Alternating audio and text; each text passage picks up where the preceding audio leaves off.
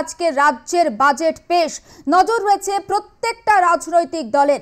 সামনে লোকসভা নির্বাচন, এই বাজেট কি জনমোহিনী হবে, জনমুখী হবে?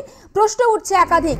ইতিমধ্যে ধর্ণা মঞ্চ থেকে মুখ্যমন্ত্রী কিছুটা আভাস দিয়েছেন, কারণ যে প্রকল্পের টাকা বরাদ্দ রয়েছে 100 দিনের প্রকল্পের দাবিতে যে দুদিনে মুখ্যমন্ত্রী ধর্ণা দিয়েছেন 2 এবং 3 তারিখ রেড রোডে বাবা সাহেব আম্বেদকর মূর্তির পাদদেশে, সেখানে 21 লক্ষ যে বকেয়া টাকা যারা পাননি তাদের অ্যাকাউন্টে 21শে ফেব্রুয়ারি সরাসরি টাকা ঢুকবে ঘোষণা করেছিলেন মুখ্যমন্ত্রী মমতা বন্দ্যোপাধ্যায়।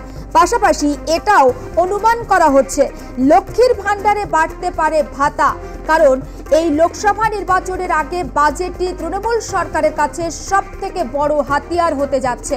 আমরা জানি কেন্দ্রে অন্তর্মুখী বাজেট প্রকাশ হয়েছে ঠিকই, কিন্তু রাজ্যে কিন্তু পূর্ণাঙ্গ বাজেট পেশ হবে এবং এই বাজেটই হাতিয়ার করতে পারে রাজ্যের শাসক দল।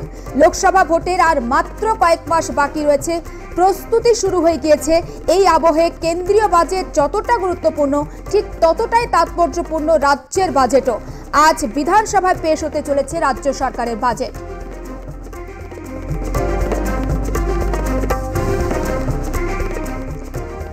বাজেট কতটা জনমোহিনী হবে তা নিয়ে জল্পনা তুঙ্গে। 2024-এর লোকসভা নির্বাচনের আগে এটাই শেষ বাজেট রাজ্য সরকারের। কেন্দ্রে এবার অন্তর্মুখী বাজেট পেশ হলেও রাজ্যের ক্ষেত্রে পূর্ণাঙ্গ বাজেট পেশে কোনোরকম কোনো বাধা থাকছে না। বাজেটে কি হাতিয়ার হতে চলেছে শাসক দল তৃণমূলের? প্রশ্ন উঠতে শুরু করেছে এবং যেটা জানা যাচ্ছে ভোটের আগে জনমোহিনী বাজেট পেশ করতে চলেছেন মমতা বন্দ্যোপাধ্যায়ের সরকার এবং রেড রোডে ধর্ণা মঞ্চ থেকে সেই ইঙ্গিতই দিয়েছিলেন তৃণমূল সুপ্রিমো। ইতিমধ্যেই 100 দিনের বকেয়া টাকা দেওয়ার কথা তিনি ঘোষণা করেছেন এবং সেটা নিয়ে নবান্নে বৈঠকও হয়ে গিয়েছে। কিভাবে টাকা পৌঁছাবে তার গাইডলাইনও ইতিমধ্যে তৈরি হয়ে গিয়েছে। এবার বাজেটে সেই বিষয়ের উল্লেখ থাকবে তেমনটাও প্রত্যাশা করা হচ্ছে। পাশাপাশি মহিলা ভোট ব্যাংক একটা বড় ফ্যাক্টর এ রাজ্যের শাসক দলের ক্ষেত্রে এবং সেই মহিলা ভোট ব্যাংকের কথা মাথায় রেখে লক্ষ্মীর ভান্ডার প্রকল্পে ভাতা বৃদ্ধিও হতে পারে বলে অনুমান করছে ওয়াকিবহাল মহল। অন্যদিকে আবাস প্রকল্পে যে সমস্ত আবেদনকারী এখনো পর্যন্ত বাড়ি পাননি তাদের জন্য রাজ্য বাজেটে কোনো বরাদ্দ থাকে কিনা সেটা নিয়েও কিন্তু জোর জল্পনা শুরু হয়েছে। এই মুহূর্তে আমাদের সঙ্গে টেলিফোন লাইনে রয়েছেন আমাদের editor in chief Sujit Chattopadhyay. সুজিতদা, আজকে রাজ্য বাজেট, সামনে লোকসভা নির্বাচন, কি মনে হয় লোকসভা নির্বাচনে প্রাককালে দাঁড়িয়ে বাজেট ঠিক কতটা জনমুখী বা জনমোহিনী হতে পারে? প্রত্যেকবারই রাজ্য বাজেটে যে জায়গাটা থাকে হচ্ছে আয় ব্যয়ে রাজ্যের যে আভ্যন্তরীণ যে জিডিপি, সেই জিডিপি তো অত্যন্ত মানে একটা বেশ সুসংগঠিত জায়গায় গিয়ে পৌঁছেছে। এসজিডিপি যেটাকে বলে, স্টেট জিডিপি, এবং সেটা একটা বড় একটা কারণ যে মমতা বন্দ্যোপাধ্যায়ের যে বাজেটে স্বাস্থ্য খাতে দেখতে হবে সবচেয়ে বেশি কতটা তিনি গুরুত্ব দেন, কেননা স্বাস্থ্য সাথী নিয়ে প্রায়শই বিভিন্ন রকম বেসরকারি হাসপাতালগুলোর সাথে একটা রাজ্য সরকারের বিভিন্ন রকম মন কষাকষি এবং হচ্ছে নানা রকম টানাপোড়েন চলতে থাকে।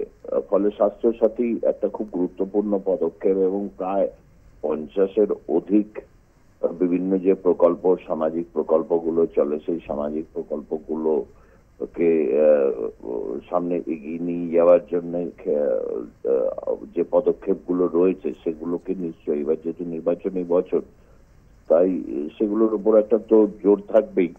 এবং যেটা নতুন একটা দিক আর কি উঠে আসছে, মমতা বন্দ্যোপাধ্যায় গতকাল তার ইঙ্গিত দিয়েছেন রাজ্যে যাতে আইএএস, আইপিএস এবং WBCS পরীক্ষার্থীর সংখ্যা কিন্তু ক্রমশই রাজ্য থেকে বাড়ছে আর কি। কেননা বিভিন্ন ক্ষেত্রে আগে সর্বভারতীয় পরীক্ষাগুলোতে বাংলার ছেলে মেয়েদের যে করুণ দশা প্রায় 25 বছর ধরে পরিলক্ষিত হয়েছে, সেটার থেকে আস্তে আস্তে কাটছে এবং আগামী দিনে হয়তো স্টেট অফ এক্সেলেন্স যদি সেন্টার এগুলো তৈরির কিছু ঘোষণা থাকে, অবাক হওয়ার মতো কিছু থাকবে না। এবং আরেকটি বিষয় যেটা, সেটা হচ্ছে বার্ধক্য ভাতার ক্ষেত্রে অ্যালোকেশন কতটা বাড়ছে, কেননা অনেক ক্ষেত্রেই যে খবরগুলো রয়েছে যে বার্ধক্য ভাতাটা কিন্তু অনেকের কাছে এসে ঠিক মতো পৌঁছচ্ছে না। যে সামাজিক প্রকল্পগুলো ভারতবর্ষের রাজ্যগুলোর মধ্যে যদি পুরস্কারের নিরিখে হয় বা অন্যান্য নিরিখে হয়, তাকে যে রাজনৈতিক স্থায়িত্ব দিয়েছে, সামাজিক প্রকল্পে পশ্চিমবঙ্গে মমতা বন্দ্যোপাধ্যায় সরকারের মধ্যে চুরি মেলা ভার।